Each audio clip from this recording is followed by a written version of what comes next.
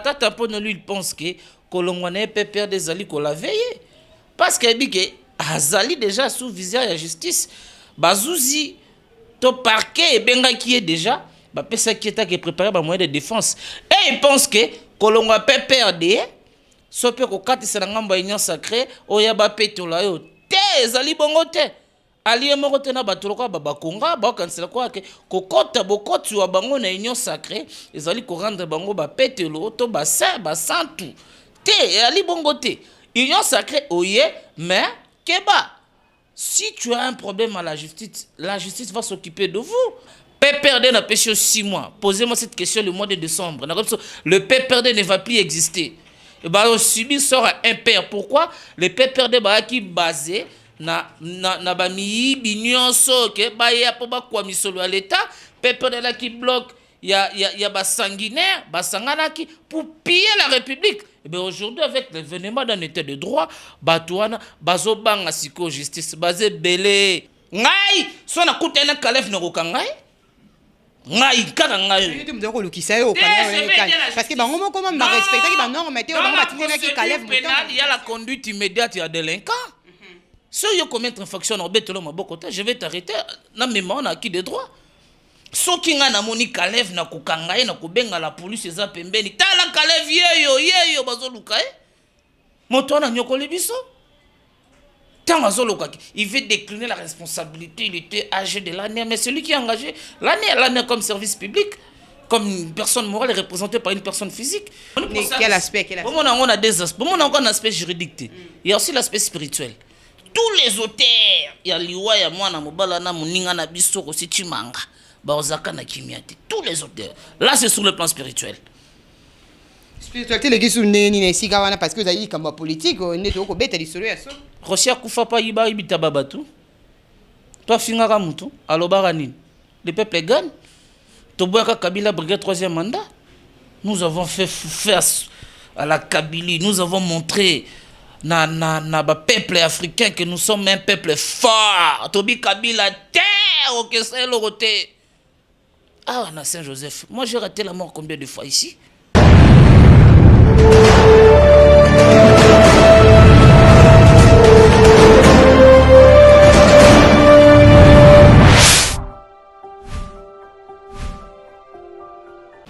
Bienvenue sur votre chaîne Izine Télévision. Bonne fête à toutes les femmes du monde. Nebi Keba, si vous allez à Kosika, Izine Télévision, qui mois de mars, tu souhaites bien une bonne fête.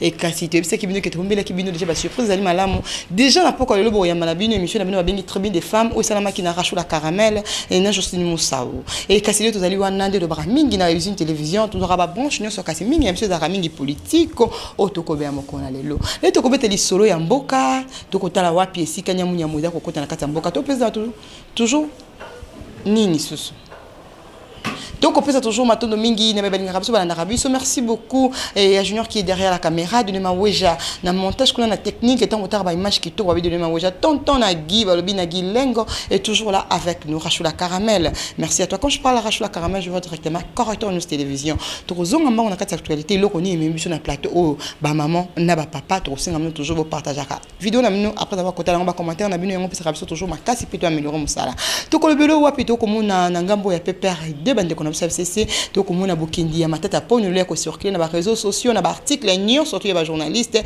to ko bilango na plateau na biso to ko talo wapi babi avis de recherche na pensé na mon ami Diego Kaiba oyo abetara lisolo ya Kalev Mutongo le tout puissant makasi moi mingi balobi comme na avis de recherche parce que batinela que déjà 3 mandats, il y a 3 invitations, il y a qui se répondre, comme un problème, il y a un des recherches, côté nous, babi a solo bakotia ma boko. To kimi le sous-mbango wana totali na ngambo wapi jusque là tu as un calendrier électoral té, seni to ko ebate. Ou ta bande ko basala marche anti malonda baboya malonda, seni comme on dirait ba ki se yango lisolo seni beta marche. Élection ko zala té.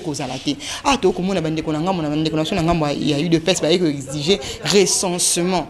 Yambo wana était to kende na maponomi. Mais to ko mona ngongetikali to comme tout na maponomi ko zala te to ko bango toujours kaka na kata plateau na biso to ko mona susu sango ya mawa ya passe beta biso uta rosi mukenetika biso na ba marche pacifique de kala mboka oyo to ko mona ba condamnation et ko bima to ko mona jugement ko kenete ko mona susu ministère public a ko proposer Yemoko balobi 20 ans de prison pour la major Karine. Il y a solo et kozate. Yango na lobaki na baséjour onyo surtout na kotika yango nga moko te na mbeli bino babengi molobeli ya solo ya bana mbuka, un vrai analyste molobi politique ya solo de données Kaninda Azania Plateau nanga à qui j'ai dit bonjour des données. Bonjour maman Moussaou. Santé zali bien nangolu Nzambe. Bonne fête, il y a droit de la femme hein? Parce que za ka fête te za ka esengote. Bandeko ba mama o babundaka po bazwa eloko wana o ekomaka le 8 mars ya chaque année bakanisaka bango bayaki bafami moko bameritaki mpona lutte oyo ya bango yango chaque le 8 mars ezalaka commémoré comme journée internationale il y a droit de la femme contrairement ndenge na mboka na biso tokomisa yango fête journée de la femme eza synonyme ola taliputa eza synonyme osuka na nganda eza synonyme ya kosuka na ba hôtel nde tomona ki utako ko leko zaki benda esengote. C'est une journée où les femmes faut pas se retrouver dans un cadre moko approprié pour réfléchir. La Constitution parle de la parité. Mais cette parité n'est pas un cadeau. Yoko yaka boito na bureau moi imposé au nom de la parité. Je veux aussi 50-50. Non, il faut que la méritocratie. Il faut mériter. J'encourage les femmes qui excellent dans les différents domaines. Il y a politique, il y a football, il y a sport. Bazé belé. Openda ke tobengaka basi mibali. Bazo penda mibali penda sentir penda que oui, il y a une femme qui est là. Donc pendant le 8 mars, na tombeli ba maman nyonso mukiri mobimba longonia pe feti elamu ya mokolo ya droit de la femme o tata kondia ekolo ya biso Félix Antoine Tshisekedi Tshilombo azaki ko insister sur la participation ya ba mama na ba institution nyonso tomona ki pour une première fois avoir une femme na vice primature ezalate. Donc c'est pour vous dire que le chef de l'État azali na correspecter vraiment babi parité hommes et femmes. Chez lui c'est la méritocratie qui prime, chez lui c'est la compétence, chez lui c'est la qualité. Donc longonia na ba femme nyonso bazali ko exceller dans les différents domaines de la vie. Ok, merci beaucoup. Bon, mon idée que nous qui faisait dans mois de mars, après que les cabons étaient sans que après ça moi mon béco tout pas mon coloto, n'ali kamba maman ba ko la maman ya solo bo la maman bazali ko mériter. Kasi bo ganga ka parité na mon côté na bo zobate kasi bo tia mona misala. To ko zonga na basi meki biso awa. Et de ne kaninda. Moko na lelo tumoni mbele ko beta ya matata ponyo. D'abord to ko mona babi et tant tabeta cravate à rouge bona kisha sa bela radio matata ponyo. Au nom de Jésus, loin de moi de suivre Matata Pon. Oh, tika boye. Quand vous dites que Matata Pon a démissionné, n'a pas perdu. Si bon monnaie Azan n'a pas perdu. Les gens comme des Matata Pon sont des kabilistes de zéro risque. Ba risque au ba boucha bazoa ba coup sur coup. Yo so mona Matata Pon azo défendre buzo ba kabila. Mais ba Shadari, ba Mova, ba Minaku tout le temps défendre les bêtises de monsieur Zali ndenge ya muto azalaka parce que de le yo baka muto muso ko da lo baka te zakani silence nemboka na ye Matata Pon lui il pense que kolongwana peut perdre des ali ko la veille parce que bike azali déjà sous viseur de justice bazuzi to parquet benga qui est déjà ba pesa qui est préparé ba moyen de défense et il pense que kolongwa peut perdre so pe ko katisa na ngamba union sacrée oya ba petola yo te ezali bongo te allié moko te na batoloka babakonga bakansela kwa ke kokota bokoti wa bango na union sacrée ezali ko rendre bango ba petelo to ba saint ba santu te ali bongo te union sacrée oye mais keba si tu as un problème à la justice va s'occuper de vous. La justice va s'occuper de vous. Matata Pon, il doit nous expliquer. Mbongo Bukangalonze kenda wapi université aloni masango Bukangalonze bote université na Kindu. Maintenant tout ça, pas Lucas s'est lavé. Voilà pourquoi alunga kota aya la union sacrée nana s'est prononcé. Mais nana s'est prononcé pas le big na union sacrée. Ba intention de Jésus a comme tendre vers l'union sacrée. Comment na thermomètre ya koyeba ba intention. Nous connaissons les hommes politiques au Congo. On souffre des problèmes, on n'a pas des hommes politiques intègres qui peuvent garder une position statique pendant 10 ans. Il n'y a pas longtemps, 2 ans seulement, le régime Kabila est bouleversé. Voilà pourquoi, lorsque vous voulez adhérer dans un parti politique. Il faut adhérer dans un parti sur base, il y a idéologie. Quand tu es adhéré sur base d'idéologie, tu peux pas, même le PPE à gauche et à droite, c'est quoi? Tu as la PPRD le long de Sili. PPRD c'est en voie de disparition. Bazali nano et aussi dans le gagnant aussi sango. PPRD c'est en voie de disparition. Et aussi la soye moto, autorité morale, la société médecine en tant qu'autorité morale azali. Kabila ramta PPRD, ça mon Kabila n'est en réunion PPRD. Kabila 2 fois qu'il est élection candidat indépendant. Rien à voir. Moi, il va PPRD. Baluka rande balati sa Kabila qui PPRD na makasi. Kabila rana PPRD te. Bah commissaire président, combien de réunions qu'il a tenu en tant que président est parti. Donc ayebi makambo wana te sale maka na pumbu wana na batete la. Ayebi angote siège de PPRD la. So mona Kabila koti kuna. Si lelo est commis de bandade ba kuluno bazako tinda ba beta kabiso ba baluke libango. Mais eyindeli bango kuna te l'homme de coup sur coup siko bangi ba bando beta ba biboto ya zako tinda ba beta bato kaka ba metro ya tindaka oloba boye ba beti oka moto talo boko awa kete se yinda soka kutani no nzela oyo zako finga Kabila akotungula o makofi mais tala lelo yo rien sur cette terre des hommes et kotikala éternellement fort et aujourd'hui les Kabili ou la Kabylie c'est en voie de disparition. PPRD n'a pêché 6 mois. Posez-moi cette question le mois de décembre. Le PPRD ne va plus exister. Et bah, on subit sort impair. Pourquoi? Le PPRD qui basé na bami bignon so que bah y a pas quoi misolo à l'état.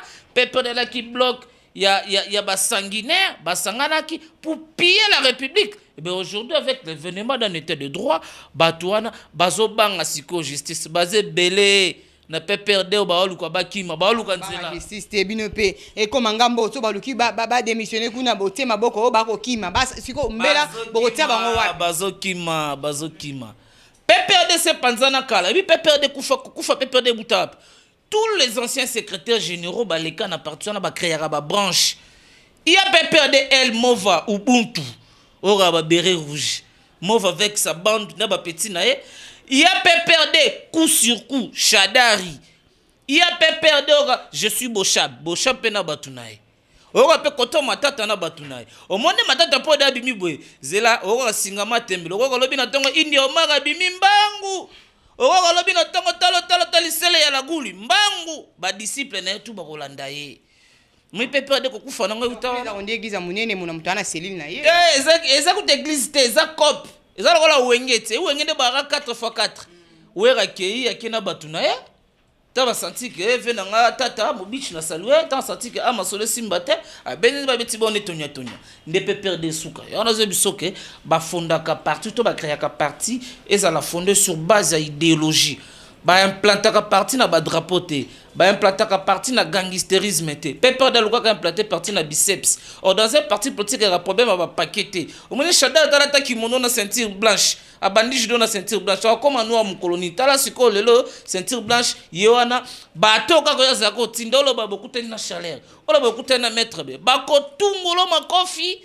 Siko tala siko lelo baza. C'est que lelo matata pogno at espoir te ki a le bienvenu na union sacrée. Non, l'union sacrée est la arche de Noé. On va recevoir tout le monde. Mais on connaît qui est qui. L'union sacrée est l'arche de Noé. Masua Noah et Zobelela. Quel est le cas d'indalé to vandi to zoni gouvernement ya Samal Konde bomoni matata ponyo kozonga. Réaction. Non, faut éviter, c'est un rêve. Et ça ndoto baba. Et puis baba sera l'autre ndoto moi expliquer en exact. Alors zonga sur base de quoi? Matata ponyo. Hein? Qu'est-ce que les Congolais peuvent retenir de sa gestion comme ministre finance, ministre, premier ministre? Hein? Si ce n'est pas la gestion, elle a dit elle va frapper les Congolais, on a frappé. Cadre macroéconomique, troïka stratégique, qu'est-ce que les Congolais ont bénéficié de tout ça? Et je vais régler montre 5 heures, mais je vais 9 heures. On a 12 heures, je vais monter à Bendiangobe. On a bien papa Nicolas Basimbi papier, le rôle à la classe, va attendre à discours, stratégique. Ce sont des aventures au sommet de l'État. Mais l'heure est maintenant l'heure de reconstruire un État, la refondation d'un État. Et pour refonder un État, il faut des acteurs dignes de leur rang. Il faut bateau bazar constant. Aujourd'hui, Kabila est parti. Nous voulons voir que tous les Kabilistes, Batikalana Bandouana, Batala Siko, gestion, il y a Rex public en Jérusalem. Mais aujourd'hui, tellement les politiciens congolais, la politique à Liboumou. Zoka, il y a des bâtiments qui ont chômage terre. Kalamingi, te bi danser moi na yolo. Abinela Mobutu, abineli Bemba, abineli Kabila.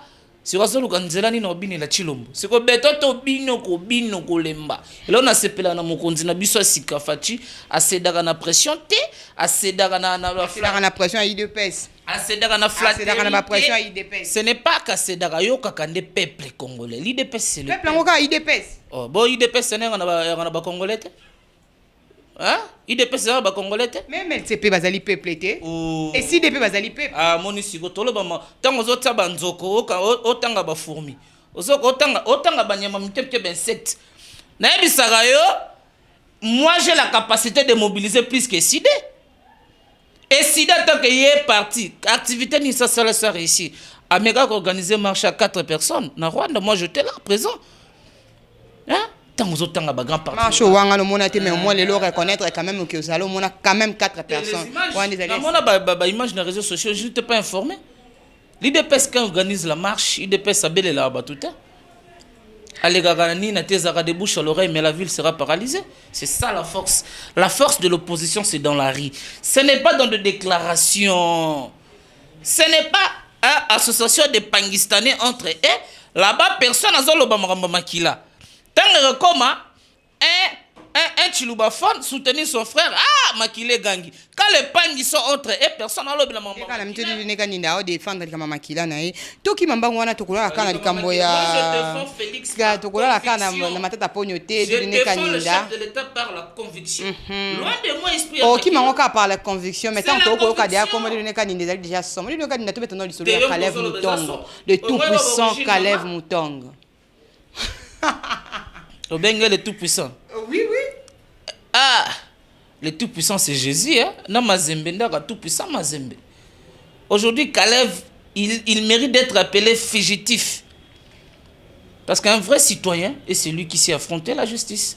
Il y a un mandat de perquisition. Oh, partout, même quand on a moni Caleb, n'a pas kangaye. N'a pas la police, les appelle. Eh, moto, il y a qui ma justice. Ngai, so na kutena Caleb n'a pas kangaye. Ngai kaka ngai tu me dis lukisa yo parce que bango moko ma respecter ki ba norme te bango batinela ki Caleb Mutongo il y a la conduite immédiate il y a délinquant si yo commettre infraction na betelo maboko te je vais t'arrêter na mémoire na acquis des droits soki nga na moni Caleb na kokanga ye na kobenga la police eza pembeni tala Caleb yeyo bazoluka moto na nyokoli biso. Il veut décliner la responsabilité, il était âgé de l'année, mais celui qui est engagé l'année comme service public, comme une personne morale représentée par une personne physique, tout ce qui l'année faisait, c'était lui qui a dit qu'il recevait l'ordre de la hiérarchie. La hiérarchie n'est pas qu'une Kabila. Donc il acquise son chef comme auteur intellectuel indirectement, quand il recevait l'ordre hiérarchique. Caleb Nyokola Batu. Yo. Le tout puissant Caleb Yoroloba. Ou qu'au danger public. Ou soyez libéré la biso. Ou qu'au danger public. Ouais, qu'on a fait ya baba. Osoka. Na mutu mususu ayekola sisi pe une ko kana fanya nino sisi. Depuis à kotika anero moye ko la swelo. Na oka mo uta motanga na ba joueur Mazembe. Ce qu'on a tourné conflit na ngano ezani. Oh ouais kuna patuka bangu na moyo na miyayo Kazembe. Na lui mais monsieur il est fou. Qu'est-ce qu'il me raconte en fait? Hein? Donc, moto on a intimidé. Et aujourd'hui, l'air a intimidé. C'est Silia. Hein? Caleb Mutongo. Première convocation, il s'est hasardé. Deuxième, il s'est hasardé. Troisième, il y a mandat d'amener. Et si, à continuer, le mandat d'amener, ça rappelle à dire, ce qui dirait expirer. Mandat de perquisition, avis de recherche, ils ont lancé. L'avis de recherche est lancé publiquement. Même moi, je répète, si je vois Caleb Mutongo, je vais l'arrêter. Ngai ka kokaninda soki na moni Caleb na kokanga ye yosali poluchité oko il est de mon droit c'est une mission en conflit avec la justice il est en conflit avec la justice yo so bomi muto kiminga na tika yo na kokanga yo mokonzi police yaka yeyo moto boluka yeyo peuple congolais l'appel est lancé partout vous allez voir Caleb uko wapi tokozwaye partout. réquisitoire, il y a ministère public. N'habité au Ebi, ou t'as aussi qui n'est pas biso, procès n'est toujours en cours, il y a toujours qu'au tambour. Tout comme on a réquisition, il y a ministère public qui va proposer. Oui, oui. Quel aspect? On a des aspects. On a un aspect juridique. Il y a aussi l'aspect spirituel. Tous les auteurs, il y a liwa, il y a moi, na mobala, na muninga, na biso, aussi chimanga, baozaka na kimiate. Tous les auteurs. Là, c'est sur le plan spirituel. Spiritualité, les gens qui sont parce que vous avez dit comme politique, on est au bête à l'histoire. Rosia kufa pa iba ibita babatu. Toi fingaka mutu, alobara nini. Le peuple gagne. Toboyaka Kabila brigade 3e mandat. Nous avons fait face à la Kabylie. Nous avons montré na peuple africain que nous sommes un peuple fort. Tobi Kabila terre au que c'est le côté. Ah, na Saint-Joseph. Moi j'ai raté la mort combien de fois ici? Combien de fois j'ai été arrêté? Oh, bâton, boloko, oyebi adressé. Oh, là, le droit veut que toute personne arrêtée, il doit être informé des motifs de son arrestation. C'est dans la Constitution. Et informer les défenseurs de son choix, appeler. Bah, bloquant le droit même, il y a un défenseur, il y a un moto à défendre. Et même informer un membre de ma famille. Et bah, si la dame là, Major Karine là, elle est reconnue coupable. Bon, il y a non, bah quand il est tout bouté, ouais, ils allaient juste réquisition un ministère public. Oh, dans un procès pénal, le ministère public c'est le parti principal comme avocat de la société. Hein? Donc, il ne faut pas blaguer avec la vie du ministère public. Le ministère public, quand il dit, il a eu le temps de réunir les éléments possibles, les éléments qualificatifs de l'infraction. Les éléments intentionnels, les éléments moraux, l'élément légal qui est la loi. Mais tout ça, Zouzi wana to procureur wana o ya proposé na tribunal, ya garnison ya matete po ba condamner mama wana soki mwana mwasi wana elengi so paka mwasi so pe mobali na ebité ba condamner ye nani ngo so ka mwasi to paka ah yo rataka likambu te. Oh, mais tout ça en plateau na nga quand même faut clair comme ça moi te comme la ya mwana mwasi wana za moi mwasi toko bete lisolo ya liwa ya kosimukende. Mais nani olobaki ba condamner na ba proposer 20 ans par ministère public na réquisitoire na Major Karine. Et alors c'est à lui que je m'adresse. Yoka so bangi sanga. Yoka si pena na Congo benda be fachi beto au pouvoir. A bangi sanga sous ndela ko bangi sanga kala. Mais si na yebi ça na pas de pelpe yo bo man nigo la biso aussi yo rozaka na kimiate. Il me connaît tel que elle me connaît. Taku na ko kizanga na ni na ko employer ce article son ni nazolo ba il me connaît. Donc na yeba ta ka moi si to mobali. Donc c'est pour vous dire que Major Karine a moi si. Oh ka bien na komo Major Karine a moi si. Ah tika mama mususu to boy na boy na ngai ya. Na boy na ngai. Tika ba mama mususu. Donc c'est pour vous dire que l'air et maintenant il y a Kotonga Mboka. Tous les auteurs oh bah ya basiwa. Dans la plainte hein, contre Chadari, contre M. Kabila, la plainte ezali hein. On a porté ma plainte en yomo ka. Ngai na la plainte contre M. Chadari. Naza ba plainte. Ah aujourd'hui nga basalanga nini hein. Comme on a sapo ba kufa na ba PC to bantabana. Il doit répondre de leurs actes. Il faut que donc c'est pour dire que non, aujourd'hui, hein, à l'Irombo que l'état de droit veut une justice équitable, une justice que tout le monde a un accès.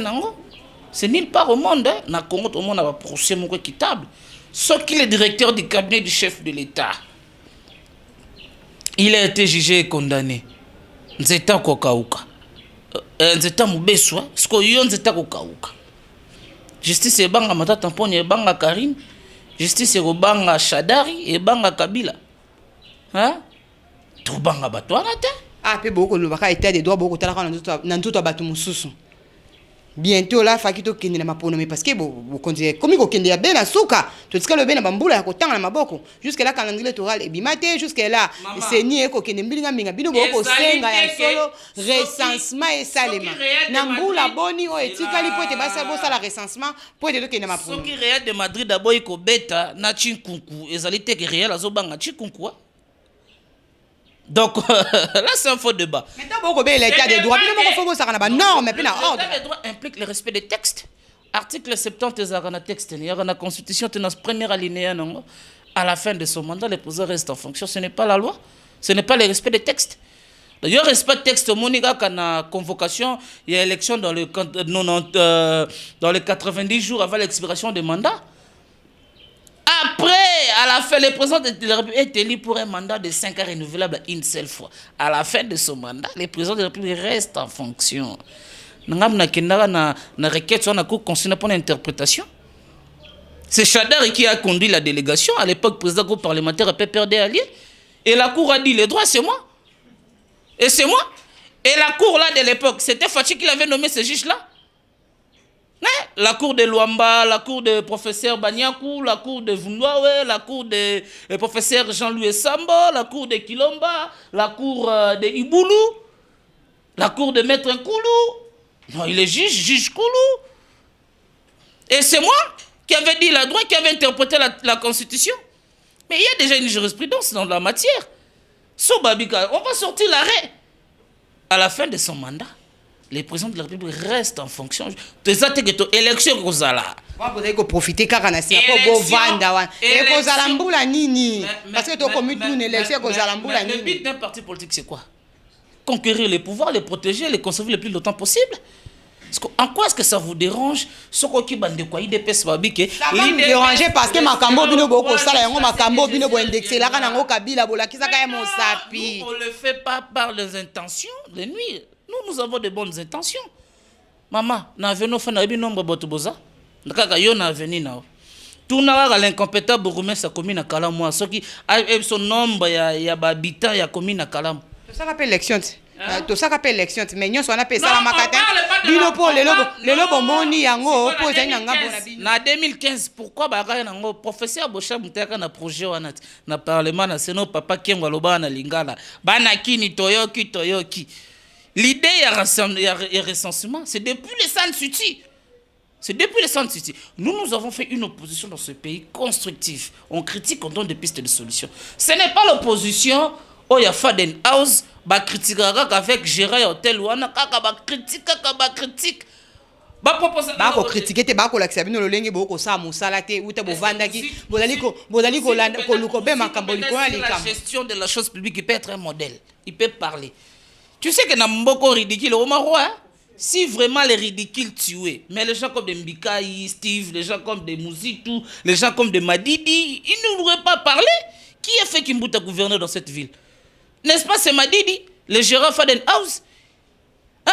Qui a détruit notre éducation? Le président élu. Il y a Boutou. Pendant moi, il président Lazamo quand je Fachi Béton. Là, c'est un faux débat. Donc, t'as basé Sabino qui le pays a déjà suivi un chemin démocratique qui est consacré le seul mode d'accès au pouvoir que par les élections. Quand on vous dit qu'on doit recenser, ce n'est pas question des élections. Moi, en tant qu'un expert, un intellectuel chevronné, moi je pense que pour recenser les Congolais, cela va nous prendre un peu 14 ans. Parce que 14 ans avec Félix Antoine Tshilombo Tshisekedi toujours au pouvoir. Et à la fin de son mandat, le président reste en fonction jusqu'à l'installation effective du mouvement élu. Quand il n'y aura pas un nouveau président élu, Fachi restera au pouvoir. Ce n'est pas moi, c'est la loi.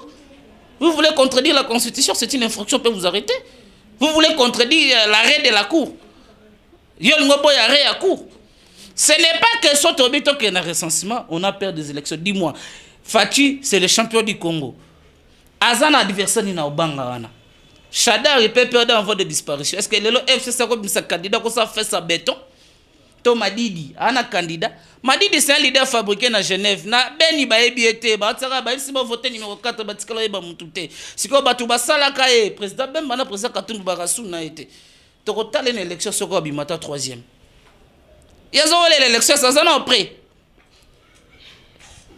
Hein? Après, on a vu que ah nanga muto ako wele l'élection ako singa mbongo sika ako singa tiki na maboko na makasi. So azapa ke implanter side na nganda njika. Aka implanter side na Aru, na Ruchuru, na Masisi, na Minembwe. Ngana na mina futelo bieto ke ngana okaka na Kikwita to luka biro side. 0 mètre na Kinshasa. Toke Kasangula pas honorable Mvwemba. Donc, on dit, faut évoluer. Les débats wana ya ba nini c'est un faux débat. À l'heure actuelle, réfléchissons comment on peut refonder l'État, comment on peut construire notre pays, comment on peut réformer notre système d'immigration, comment on peut réformer la police, comment on peut appuyer la gratuité de l'enseignement. Bientôt là, il y aura la sortie du gouvernement Samalokombe. Quels sont les défis qu'il faut relever? Quelles sont les choses qu'il faut faire? Donc, quand on a un débat, on a été à basse classe, il y a des dipo, on a tout ça, en droit, lorsque vous réclamez une chose, il faut avoir des preuves.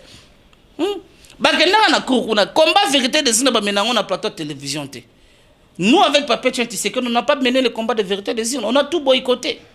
Je m'en abissé dans la Cour suprême à l'époque.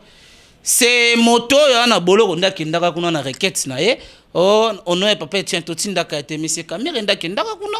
Pour biso tolobaka niet, on a annulé les élections législatives. Niet. Kamir oti le bozali neno ici kama ko boye baki bozali na kata kashi bino nyonso hein. Ayibe mbongo na biso. Mbongo na bino, c'est ayiba bino. Mbongo na biso. Il y a ba contribuable, mbongo na biso. Etongela ba puli ba mais ti le bobi ke bozali na kata ngomba kashi ilongo moko hein. Tango ba ko kanga ye moko. Ko bebisa libala e ko bebisa alliance INC na IDPS. Denga kutata INC ki. INC a profité, c'est lui qui profite de nous. C'est ingratitude. Dans minutes, on a déjà l'Est entre nos mains. Tous les grands leaders de l'Est sont avec nous. Comment on a manifesté que ça m'a déclaré toujours libération peine innocence il y a président na bango. Prière à Massou Munzamba yo kakango te ça ko ndumba sembela nzamba pese ba clear. Prière à Mabe. Yo sembela moyibi. Na mbongo wana yibagaliaki na famille na yo kaki motoni a parti batangaki na batangaki bana na e ba nive na e ba leki na e mosi na e. Or, 10 millions. Ce n'est pas moi qui l'ai reconnu voler, c'est la justice. Condamné na premier degré dans le tribunal de grandes instances. Hein? Et sur le problème, le problème est ça, toujours 5 ans tata Mokonzi, à ça la réforme, il y a immigration. Ba doter notre service immigration, ba matériaux, ba informatiser secteur wana.